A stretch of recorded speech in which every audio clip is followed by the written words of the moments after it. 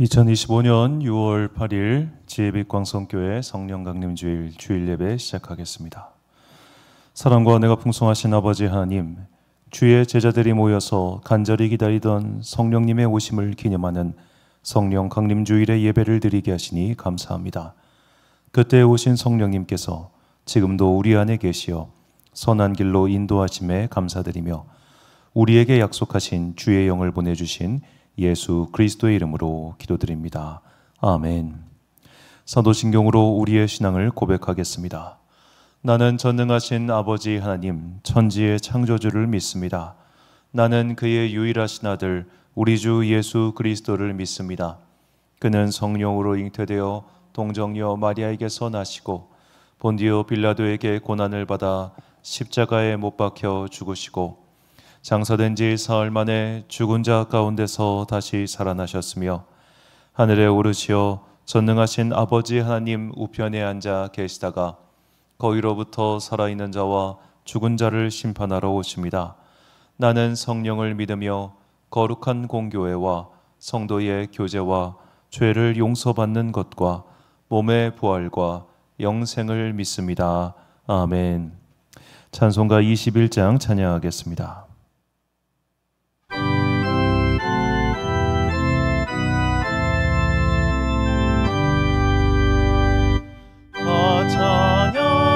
찬양하여라 전능왕 창조의 주께 내 언어 주 찬양 영광과 구원의 주님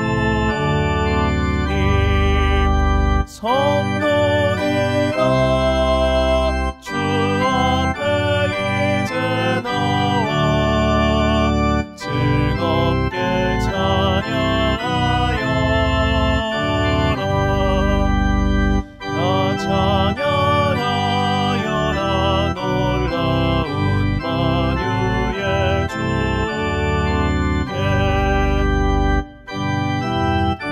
날개 믿는 품어주시는 주님 성도들아 주님의 뜻 안에서 내 소원 다 이루리라 다 찬양하여라 온몸과 마음을 바쳐 이 세상 만물이 주 앞에 하나와 찬양 성도들아 기쁘게 소리 높여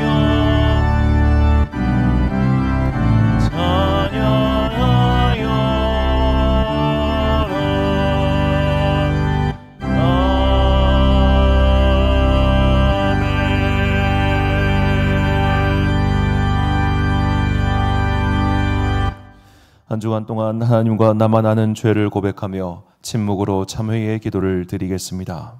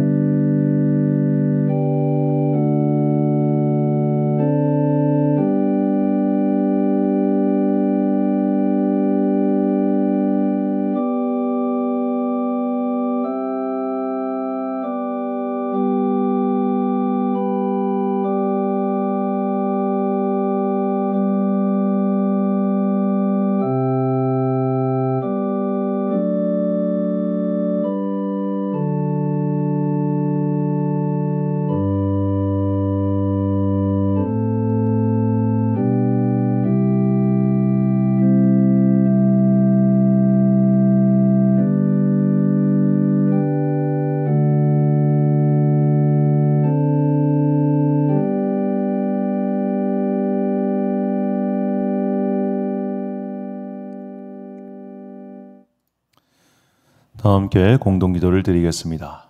사랑과 은혜가 풍성하신 아버지 하나님, 성령 강림절을 우리에게 주신 것을 감사드립니다. 성령님은 진리의 영이시며 억눌린 자를 자유롭게 하시는 분이시며 생명을 살리시는 분이십니다. 성령님은 우리의 상처를 함께 아파하시고 슬퍼하는 자에게 기쁨을 주시는 분이십니다. 이 놀라우신 성령님을 우리가 잘 모르고 지냈습니다. 예수를 믿는다고 하면서 성령님의 일하심이 무엇인지 모르고 살았습니다. 성령님의 은사를 거부한 적도 있었습니다. 성령 충만을 기도하면서도 혹시라도 성령님께 묶이게 될까봐 지레 겁먹고 한 걸음 뒤로 뺐습니다. 성령 충만하면 왠지 이상한 사람 취급받을까봐 염려했습니다. 나의 어리석음을 용서하시고 하나님의 신비를 깨달을 수 있도록 도와주옵소서.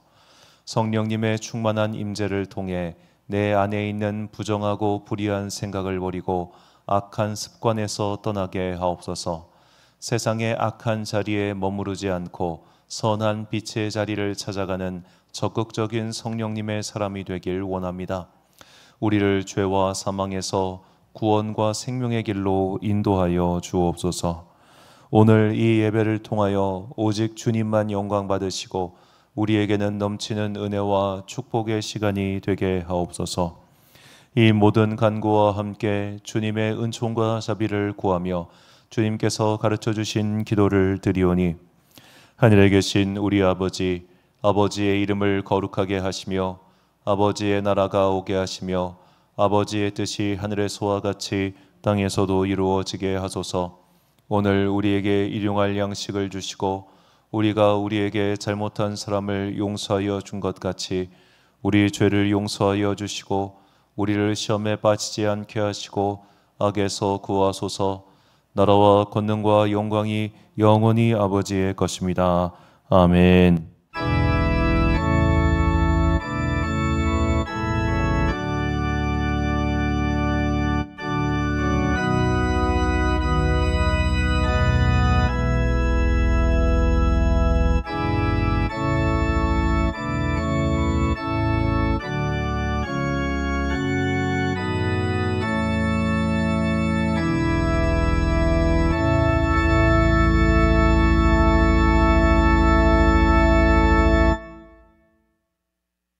사제의 말씀 선포하겠습니다. 보혜사 곧 아버지께서 내 이름으로 보내실 성령, 그가 너희에게 모든 것을 가르치고 내가 너희에게 말한 모든 것을 생각나게 하리라. 평안을 너희에게 끼치노니 곧 나의 평안을 너희에게 주노라. 내가 너희에게 주는 것은 세상이 주는 것과 같이 아니하니라. 너희는 마음에 근심하지도 말고 두려워하지도 말라. 아멘. 성령님은 끝까지 내 편을 들어주시는 사랑과 은혜의 영이십니다. 또한 성령님은 우리로 하여금 보이지 않는 하나님을 믿을 수 있도록 일하시는 분이십니다. 성령님의 임재를 통해 미심쩍은 마음이 사라지고 확신에 서서 주님의 십자가를 함께 지고 갔던 사도들처럼 우리 또한 성령 충만하여 흔들림 없이 믿음의 길을 끝까지 완주하게 되길 예수님의 이름으로 축원합니다. 교독문 135번을 함께 교독하시겠습니다.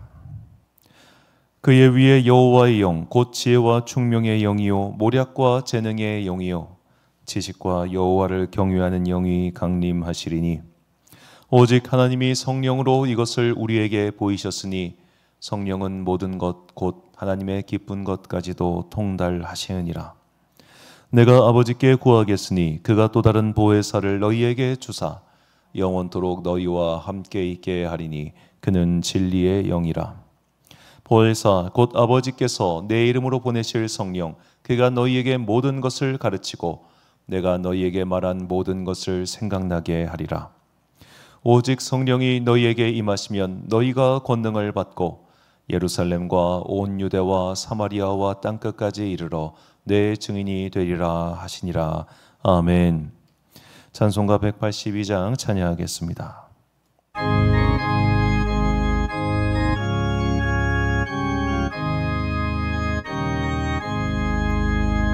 강물같이 흐르는 기쁨 성령 강림함이라. 영원한 맘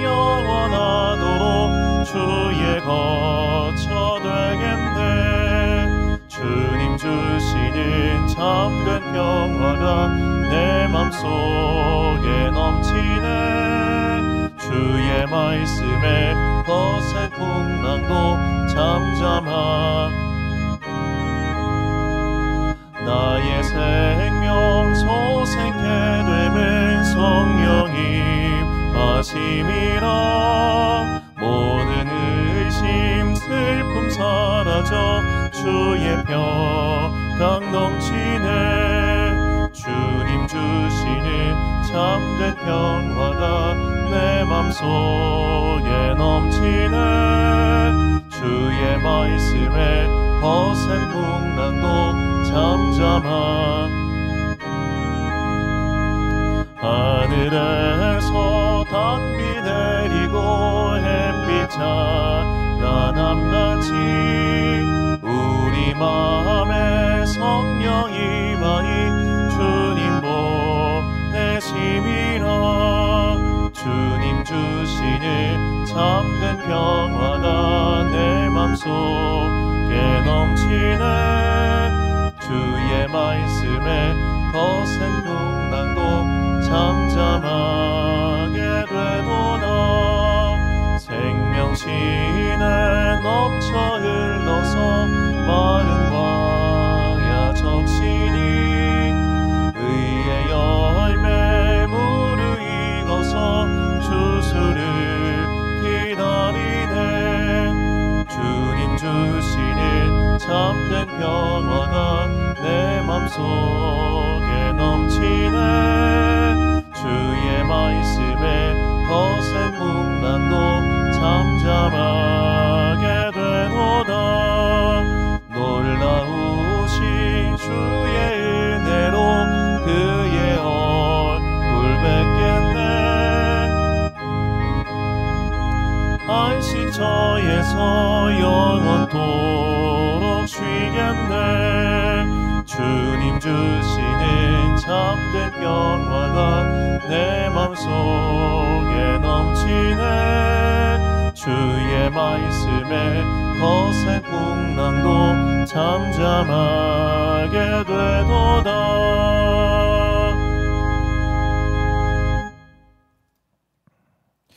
지난주 봉헌하신 분들입니다. 김종학 집사님 가정에서 주저헌금 드리셨습니다. 11조헌금 김봉석 집사님 그리고 김명종 장로님, 송성원 장로님 그리고 송정윤 청년 드렸고요. 오미영 성도님 드리셨습니다. 감성금 오미영 성도님 그리고 김시정 집사님, 성금란 권사님 그리고 강성도님 드리셨고요. 특별헌금 좋은교회 여전도에서 드리셨고 건축헌금과 성경금, 목적헌금 각각 드리셨습니다. 자세한 내용은 주보를 참고하시기 바랍니다. 다음 주가 우리 교회 창립 5주년 기념 예배가 있습니다. 2부 예배 때 세례식과 성찬식이 있고요. 2부 예배 후에 기념품 증정 및 점심 만찬이 있다는 점 말씀드립니다. 많이들 오셔가지고 기념품 꼭 받아가시고 점심 식사 함께 하셨으면 좋겠습니다. 드린 예물 위하여 봉헌 기도 드리겠습니다. 사랑과 은혜가 충만하신 아버지 하나님 참으로 감사합니다. 오늘은 성령 강림절입니다. 주님께서 보내신 보혜사 성령님께서 우리 가운데 오셨기 때문에 우리는 하나님을 보지 않고도 하나님을 믿고 있으며 예수님을 만나지 않았음에도 불구하고 예수님을 믿고 있습니다.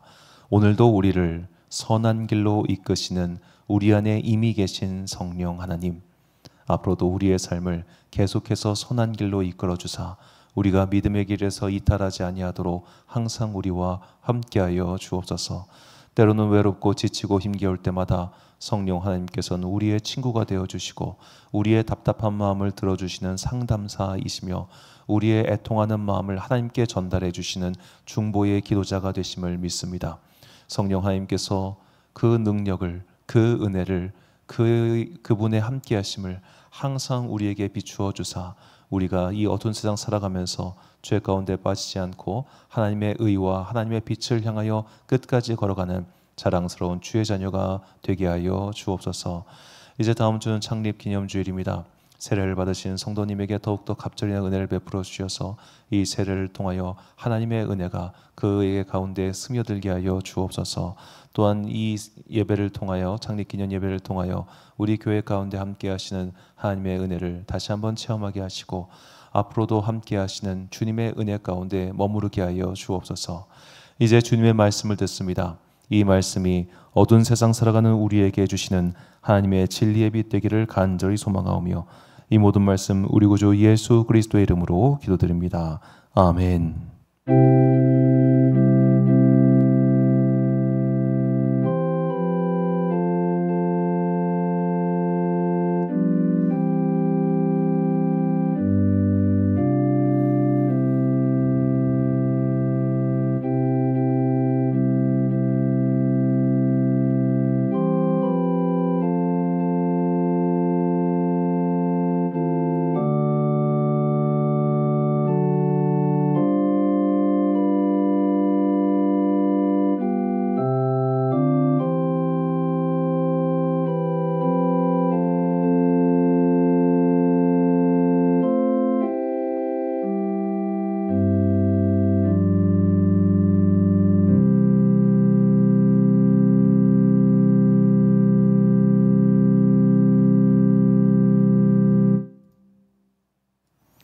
오늘 우리에게 주시는 하나님의 말씀 구약성경 다니엘 6장 3절부터 10절까지 말씀입니다.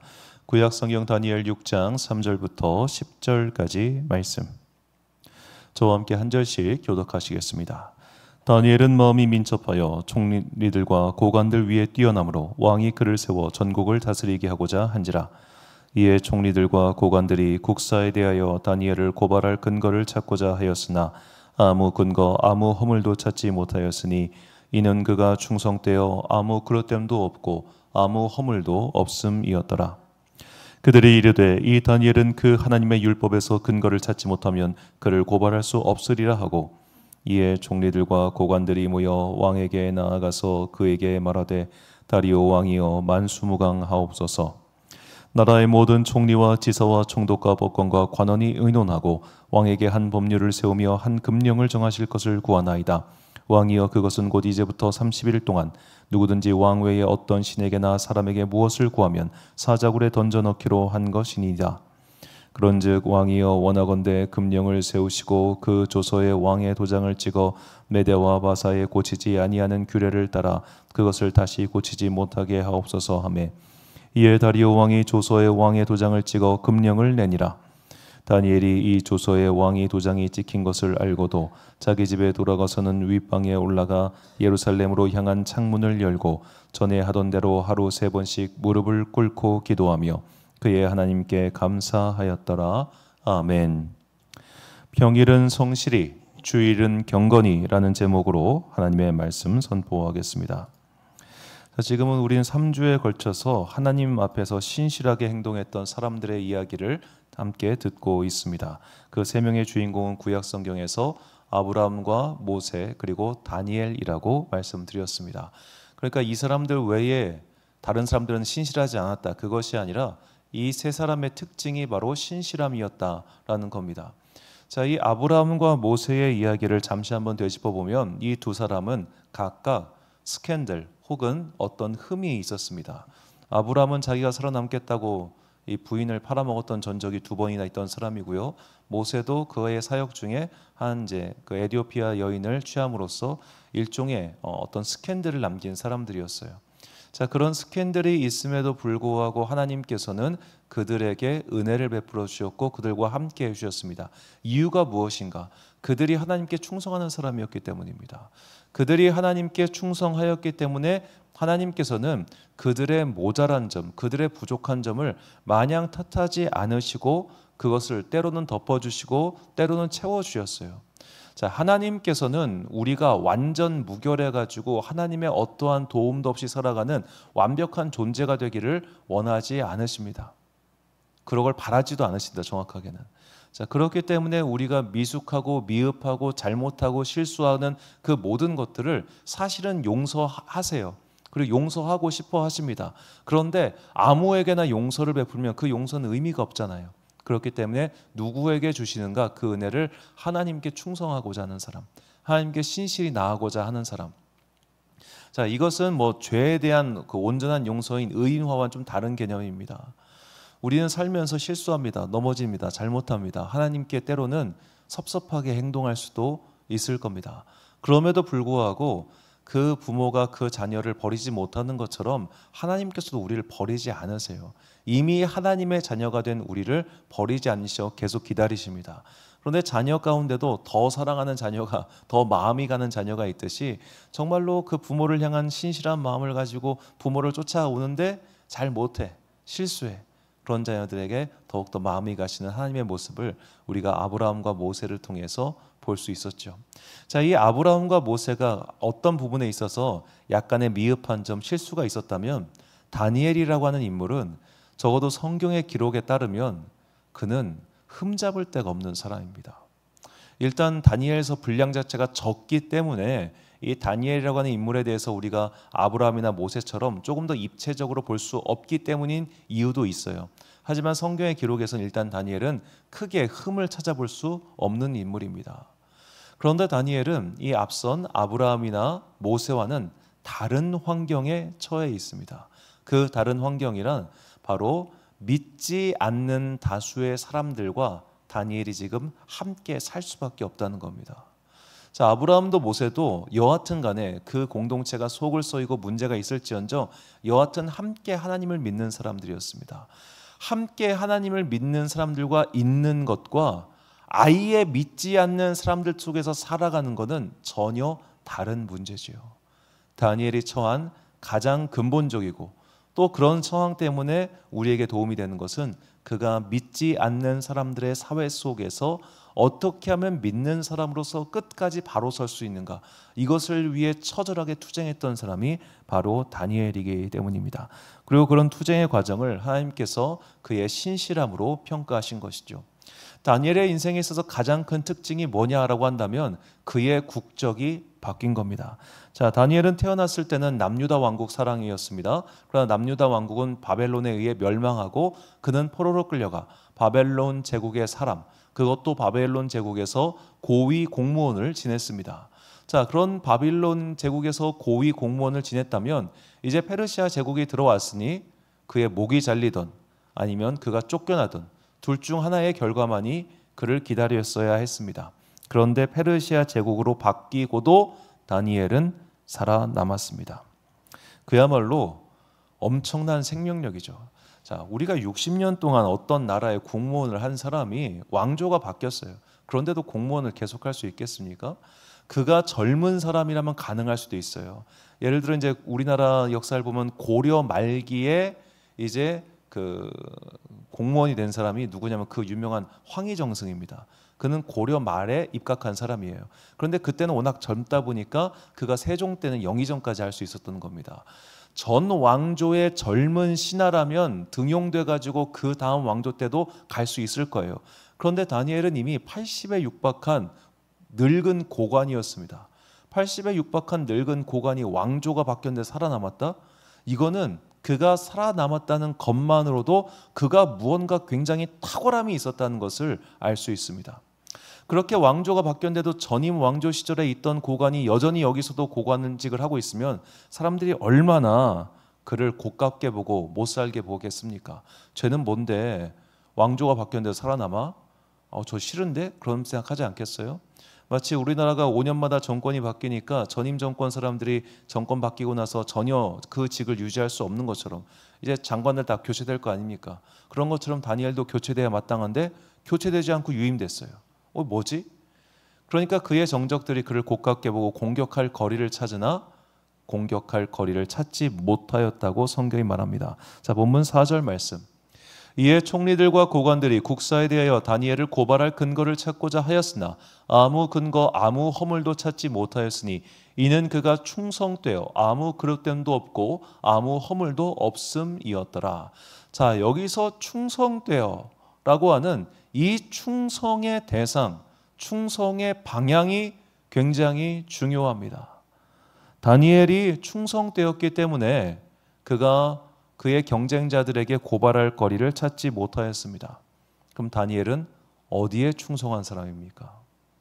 다니엘은 먼저 자기 일을 잘하던 사람이라는 겁니다. 자기가 이 세상에서 맡고 있는 자기 일을 잘했기 때문에 일단 그래서 그가 살아남을 수 있었습니다. 만약 그가 자기 일을 잘 못하는 사람이었다면 그는 진작에 목이 잘렸을 겁니다. 자, 이래서 우리는 이 다니엘의 충성을, 다니엘의 신실함을 오늘 두 가지로 봐야 됩니다. 첫 번째로 다니엘의 충성에서 배우는 지혜, 일단은 우리는 자기 일을 잘해야 돼요. 그리고 자기 일을 열심히 해야 합니다. 자, 이 성경에 보면 이 다니엘이 얼마나 자기 일을 잘했는가에 대한 평가가 나오는데 그 평가가 바로 민첩하다라는 단어입니다. 성경에서 사람을 가리켜 민첩해, 저 사람은 참 민첩한 사람이야 라고 표현한 경우가 다니엘밖에 등장하지 않아요. 다니엘서 6장 3절과 5장 12절을 보니까 다니엘은 마음이 민첩하여 라고 나와 있고요. 5장 12절에도 왕이 벨드사사이라 이름하는 이 다니엘은 마음이 민첩하고 지식과 총명이 있어 능히 꿈을 해석하며 은밀한 바를 밝히며 의문을 풀 수 있었나이다. 자, 이렇게 다니엘을 가리켜 마음이 민첩하다라고 표현합니다. 자, 이 표현도 중요하지만 이 원어가 참 굉장히 특이한데 이 마음이 민첩하다라고 번역한 6장 3절과 5장 12절 이 모두는 히브리어가 아니라 아람어입니다. 아람어는 그 당시에 이제 국제 공용어, 오늘날 영어와 같은 역할이었는데, 자, 히브리인 포로 출신인 다니엘에게 아람어로 마음이 민첩하다라고 기록되어 있다면 이 말은 누가 한 말이겠습니까?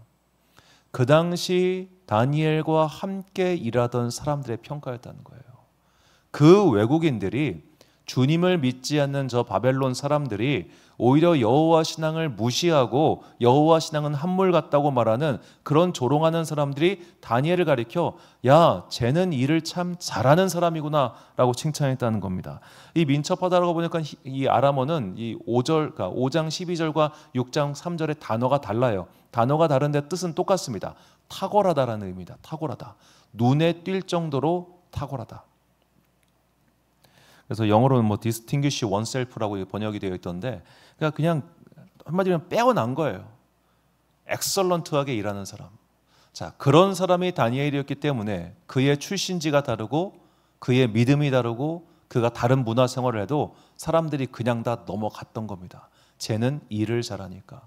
우리 크리스찬들이 이런 직업 정신, 직업 윤리가 꼭 필요합니다. 제가 만났던 사람 중에 이런 분이 계셨습니다. 나 주일날 교회 가야 돼요. 그러니까 당신이 내 근무 대신 서요하는 사람이 있었습니다. 자, 그분이 교회 가는 걸 사람들이 그 당시에 다 욕했습니다. 그 공동체 안에서. 왜요? 자기 주일날 교회 가야 된다고 일을 안 하는 사람이었기 때문입니다. 정말로 그가 현명한 직장이었다면 주일을 지키기 위해 내가 토요일날까지 남아서라도 끝까지 일을 하는 성실함을 보여줬어야 됐습니다. 그러면 그가 주일날 교회 가는 걸 누가 뭐라고 하겠습니까? 그리고 가장 중요한 것, 자, 우리가 안식일을 거룩하게 지킨다고 할 때 나의 안식일 지키기 위해서 다른 사람에게 일을 맡기면 그게 안식일을 과연 거룩하게 지키는 걸까요? 우리가 십계명 율법을 보면 너희는 안식일을 거룩하게 지키라 라고 한 다음에 너의 남종과 여종, 네가 기른 짐승까지 다 쉬게 하라 이 말씀이 따라옵니다. 나의 안식일을 지키기 위해서 다른 사람의 안식일을 침범하면 안 되는 거예요. 그래서 예수님께서 바리새인을 그토록 비판하셨던 겁니다. 바리새인들은 자기가 안식일을 거룩하게 지키기 위해서 그 집안에 안식일에만 일할 수 있는 가사 노동자를 구했고 안식일만 다른 일을 하는 그런 노동자들을 구했습니다. 너희들이야 안식일을 거룩하게 지키건 말건 나만 안식일을 거룩하게 지키면 돼. 이게 바리새인들의 사고였기 때문입니다. 그들의 모순과 위선을 예수님께서 지적하셨던 것이죠. 오늘 우리도 마찬가지입니다. 우리가 주일에 교회에 나와서 예배드리는 것 중요합니다. 정말 중요합니다. 그러나 내가 주일에 교회에 나오기 위해서 다른 사람을 교회에 못 나가게 한다면 그 또한 옳지 못한 것이죠. 내가 나의 자리에서 일을 잘하는 건 정말로 중요한 일입니다. 내가 나의 삶의 자리에서 일로서 칭찬을 받는 것 진짜 중요한 일입니다. 많은 크리스찬 청년들이 그 점을 착각하고 오해할 때가 많습니다.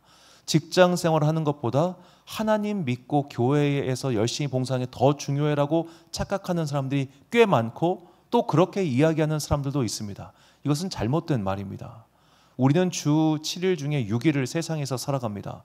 그런데 그 6일의 삶을 대충 살아서야 되겠습니까? 단순히 나중에 말씀드리겠지만 시간으로 배분만으로 생각해 봤을 때 우리는 일주일 144시간 중에 최소한 120시간을 하나님과 관계없는 일을 하고 살고 있습니다. 그럼 그 120시간을 잘 살아야 될 거 아닙니까?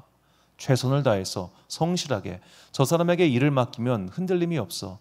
저 사람에게 일을 맡기면 참 좋아. 저 사람에게 일을 맡기면 뭐 기타 등등 문제가 없어. 이런 평을 들어야겠죠.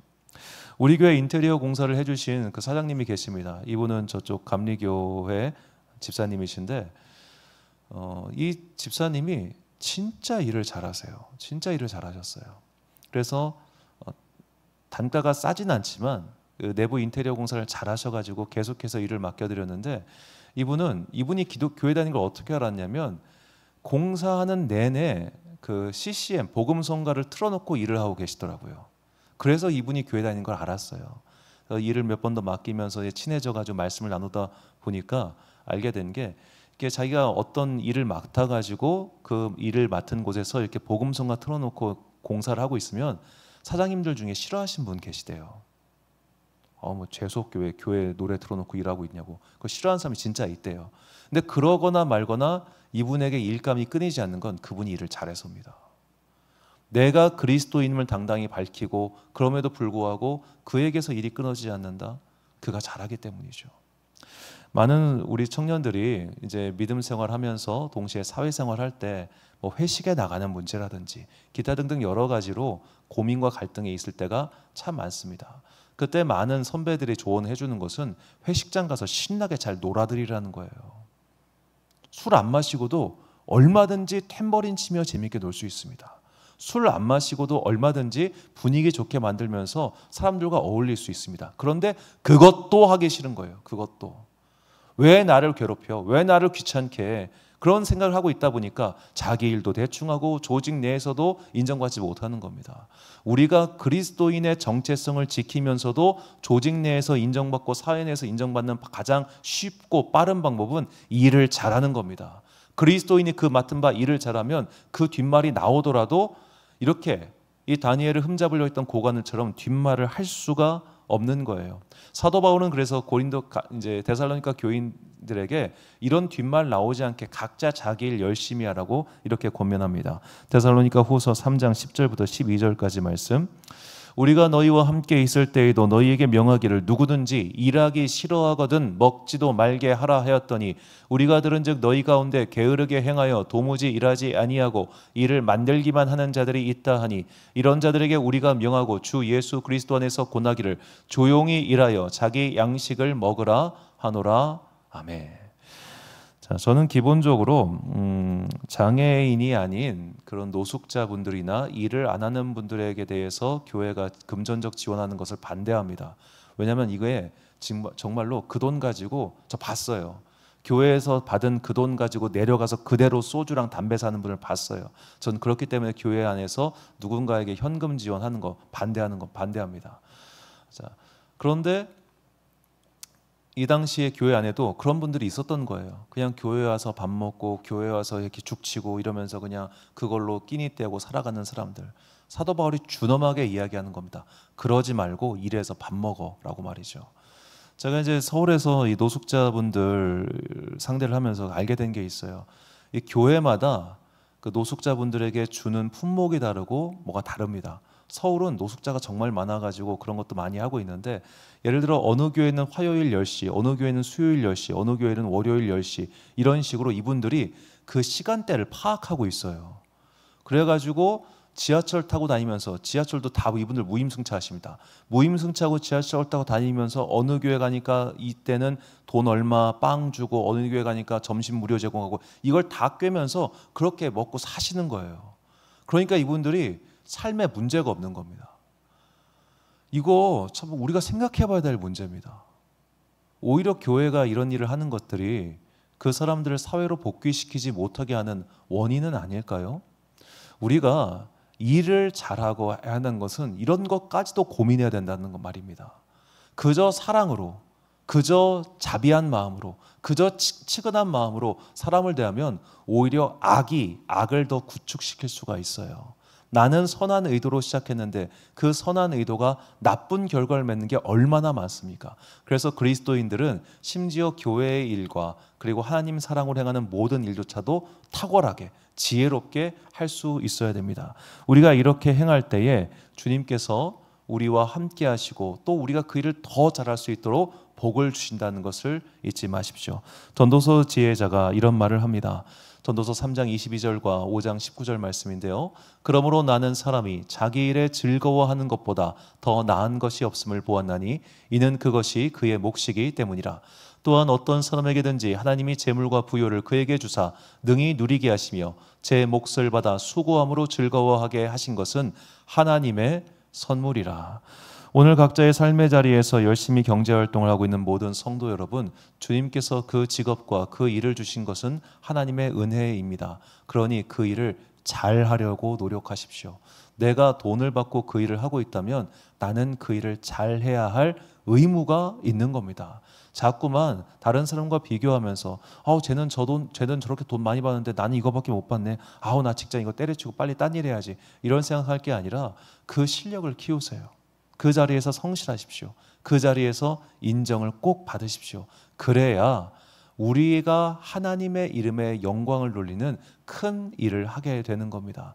주님을 위하여 또 나를 위하여 자신이 맡은 일에 성실하게 최선을, 그리고 무엇보다 잘하려고 노력하는 그런 여러분과 제가 되시기를 주님의 이름으로 축원합니다. 자, 두 번째 우리가 다니엘의 충성에서 배워야 되는 지혜는 바로 그가 하나님과 가까이 지내기 위해서 정말 노력했다는 것이죠. 자, 왜 다니엘은 민첩하게 자기 일을 열심히 했을까요? 자기 조국도 아니고 자기의 조국을 오히려 멸망시킨 나라임에도 불구하고 그가 민첩하게 자기의 일에 최선을 다해서 탁월한 결과를 낳으려고 한 것은 제가 볼 때 그가 자기 믿음 생활에 방해를 받지 않기 위해서였습니다. 오늘 본문 10절 말씀입니다. 다니엘이 이 조서에 왕의 도장이 찍힌 것을 알고도 자기 집에 돌아가서는 윗방에 올라가 예루살렘을 향한 창문을 열고 전에 하던 대로 하루 3번씩 무릎을 꿇고 기도하며 그의 하나님께 감사하였더라. 자, 다니엘은 언제나 하루에 3번씩 무릎을 꿇고 하나님께 기도했습니다. 그가 하루에 3번씩 기도하는 시간이 짧았겠습니까? 결코 짧지 않았을 겁니다. 그렇다면 그가 하루에 3번 있는 기도의 시간을 확보하기 위해 얼마나 열심히 살았겠어요. 그가 열심히 산 이유는 성공해서 높은 자리에 올라가기 위해서가 아니었습니다. 그가 탁월하고 민첩하게 그 일을 마친 이유는 그가 하나님과 가까이 하고 하나님과 교제하는 시간을 확보하기 위해서 그는 열심히 살았던 겁니다. 자, 이것이 우리의 삶의 모습이 되기를 전 강력하게 소망합니다. 내가 세상에서 열심히 살아야 돼요. 열심히 돈 벌어야 됩니다. 최선을 다해서 성과를 내야 됩니다. 그렇게 내 성과를 내는 이유가 뭐겠어요? 믿음 생활 잘하기 위해서, 하나님과 더 가까이 가기 위해서. 이 다니엘의 모습이 정말로 이 현대 사회를 살아가는 우리에게 아주 큰 뭐라고 해야 될까, 도전이 되는 것이죠. 문득 이런 생각을 해봤습니다. 나는 시간의 11조를 얼마나 드리고 있는가? 일주일 144시간 중에 나는 얼마나 하나님께 나의 시간을 사용하고 있는가? 그래서 만약에 우리 교회 모든 행사에 참여한다고 가정했을 때 넉넉하게 잡아서 새벽기도 1시간, 수요예배 1시간, 금요기도에 2시간, 또 주일예배 그리고 이후에 식사 모임 다 포함해서 한 3시간 정도 했을 때 일주일에 고작해야 14시간이에요. 14시간. 그럼 나머지 이 14시간, 11시간이니까 나머지 3시간 정도를 어디서 찾아야 될까요?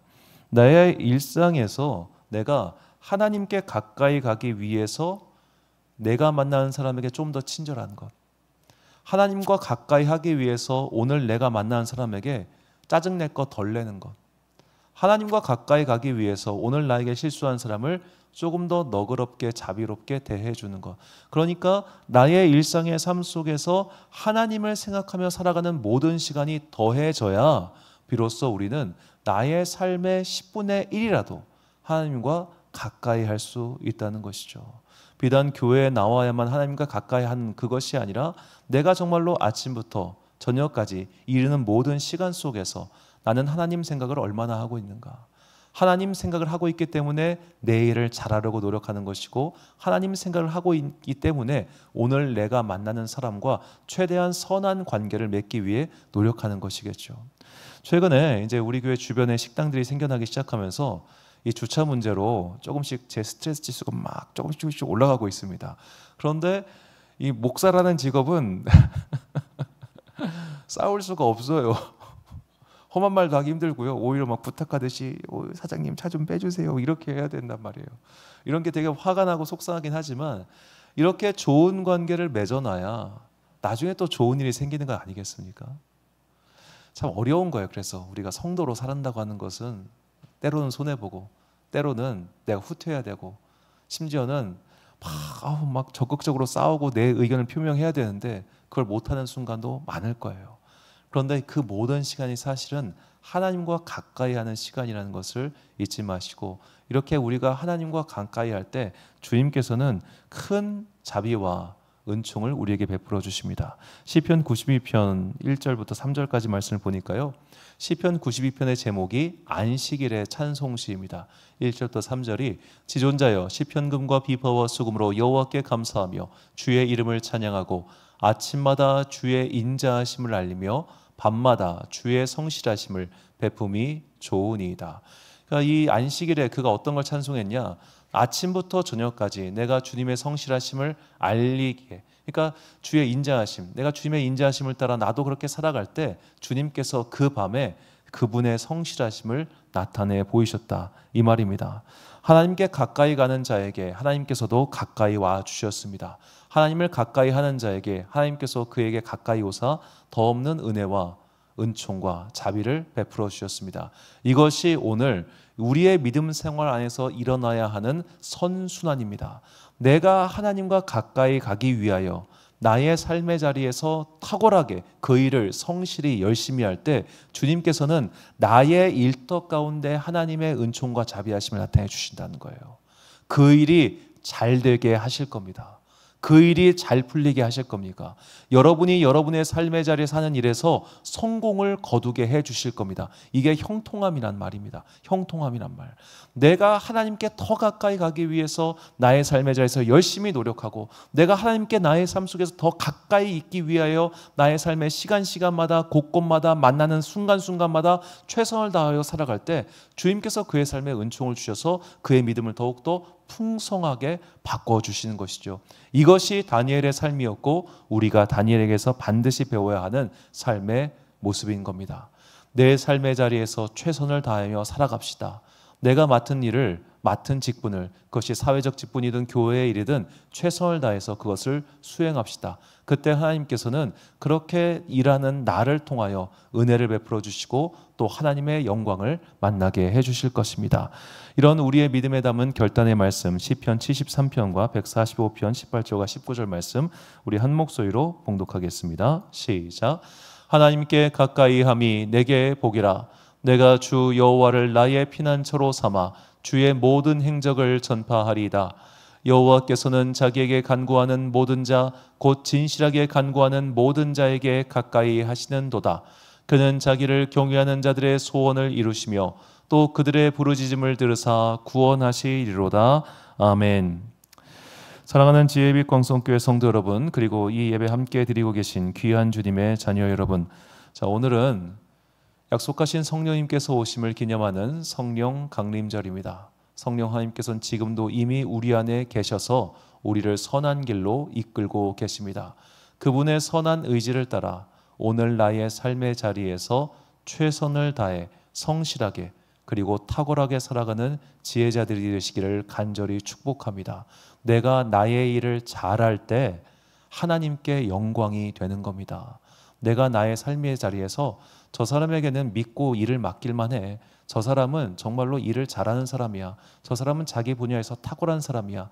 그 칭찬을 듣는 게 하나님께 영광을 돌리는 것임을 잊지 마시고, 물론 교회에서 좋은 성도로, 교회에서 신실하고 충성된 성도로 사는 것도 훌륭하고 좋은 일이지만 먼저 나의 삶의 자리에서 일을 잘하는 사람이 되십시오. 그래야 믿음 생활도 잘하게 되는 법입니다. 믿음 생활은 열심인데 내 일상생활은 별로다? 그런 분들은 안타깝지만 나중에 믿음 생활도 흔들려요. 나의 6일, 즉 교회에 나오지 않는 6일이 어떠한 6일인가에 따라서 나의 안식일 또한 비슷하게 영향을 받을 수밖에 없습니다. 그러므로 믿음 생활을 정말로 하나님과 가까이 하고 싶다면 먼저 내 손에 주어져 있는 그 일을 성실하게 수행하십시오. 그렇게 해서 하나님과 가까이 가는 그에게 주님께서는 그의 일터를 통하여 복을 주시고 은혜를 주시고 자비를 베풀어 주십니다. 아침에 우리를 만나 주시고 저녁까지 성실함을 베풀어 주시는 그 하나님의 신실함을 체험하며 오늘 내가 속한 삶의 자리에서 최선을 다해 살아가는 그런 여러분과 제가 되시기를 주님의 이름으로 축원합니다. 우리 함께 찬양 온 마음 다해 부르신 후에 기도와 축도로 예배를 마치겠습니다.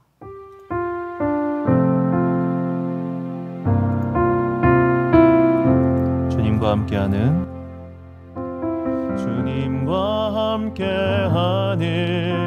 이 고요한 시간 주님의 보좌 앞에 내 마음을 쏟네 모든 것 아시는 주님께 감출 것 없네 내 맘과 정성 다해 주 바라나이다 나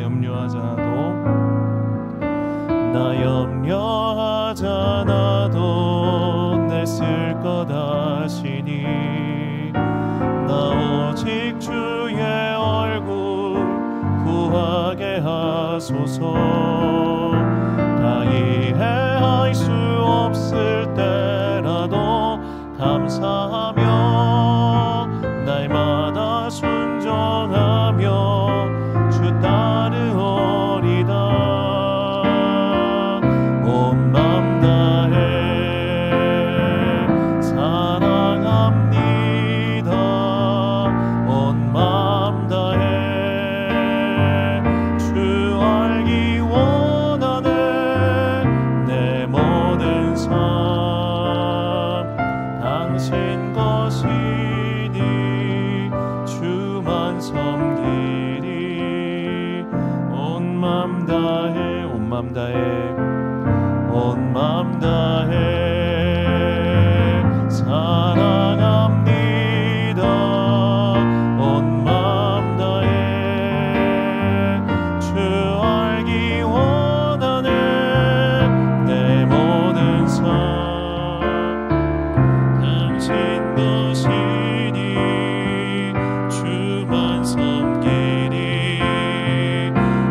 맘 다해 나의 생명을 드리니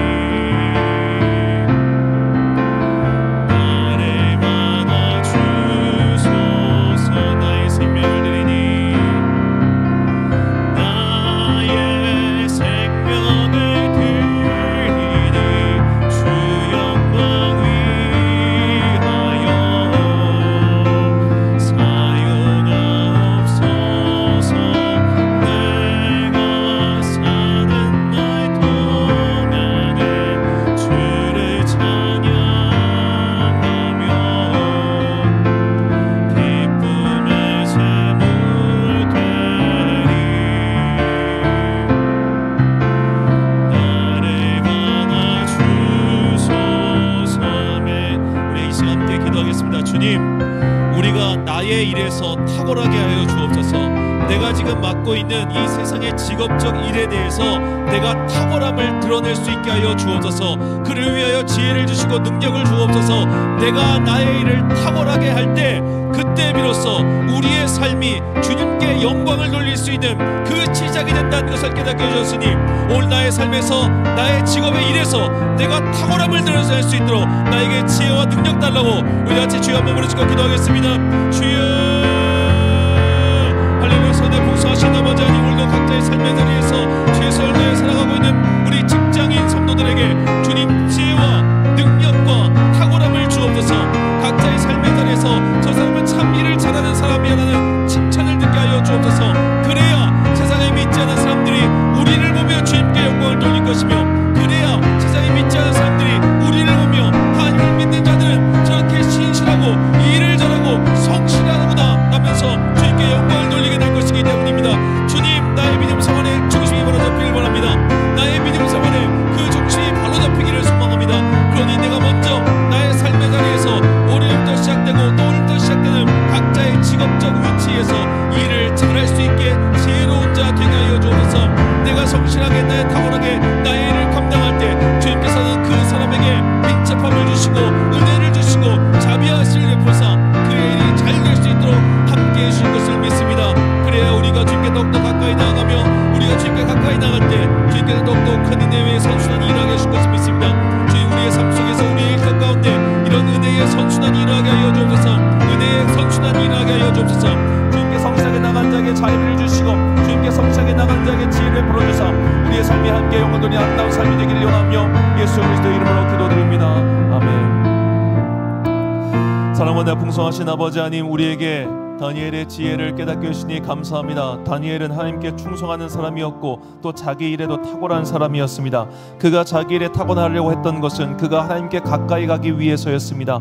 하나님께 가까이 가서 기도하는 시간을 확보하기 위해서 그는 열심히 자기의 일에 최선을 다했습니다. 그가 탁월하게 그 일을 했기 때문에 그의 대적자들도 그에게서 흠을 찾지 못했습니다.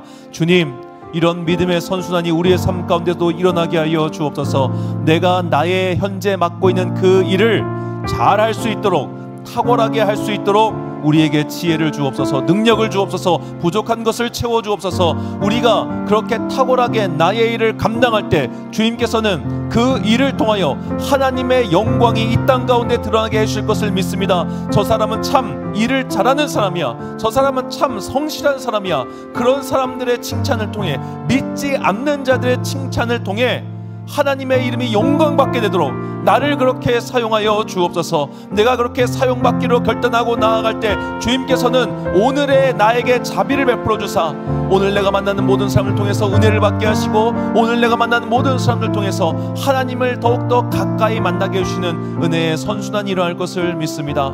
오늘 나의 삶의 자리에서 최선을 다하여 하나님의 이름에 영광을 돌리는 주님의 거룩한 자녀들 되기를 간절히 소망하오며, 지금은 우리 주 예수 그리스도의 은혜와 하나님 아버지의 놀라우신 사랑과 성령님의 교통하심이 내가 맡은 삶의 자리, 나의 직업, 나의 소명의 자리에서 정말로 탁월하게 일을 잘해서 하나님의 이름에 영광을 올리리라 다짐하는 주님의 귀한 자녀들 머리 위에 지금부터 영원까지 함께 하시기를 간절히 축원하옵나이다.